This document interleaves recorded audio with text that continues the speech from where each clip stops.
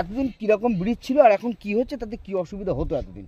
এতদিন আমাদের অসুবিধা, এখানে ঘাটে পয়সা দিতে হতো এবং পারাপারের অসুবিধার সময় ব্যয় অনেক ছিল, প্রবলেম ছিল। আচ্ছা, সেটা ব্রিজ হলে আমরা সহজে যাতায়াত করতে পারবো, এটাই সুবিধা আর কি। আচ্ছা, কিসের সুবিধা হবে? এই যেমন আমাদের কাজে কামে এপারে কাজে আসলে সুবিধা হবে, সেটা সহজভাবে চলে আসা যাবে। হাসপাতাল, এটাই হাসপাতালে যাওয়ার জন্য বা এই সাইডে রুগী বাচ্চা সেটাগুলো ফাইনভাবে যাওয়া যাবে। অনেক দিক থেকে এটা সুবিধা আমরা পাবো।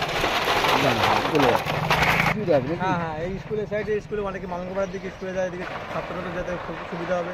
এবং এই সাইডে কিছু লোক বাজারেও আসে, সাইডে পাড়াপাড়ার দিক থেকে খুবই সুবিধা। গাড়ি ঘোড়া নিয়ে যেটা অসুবিধা হতো সেটা এখন বিরাট সুবিধা। আপনার নাম? আলামিন বাড়ি, সরবনগর থাকবেন।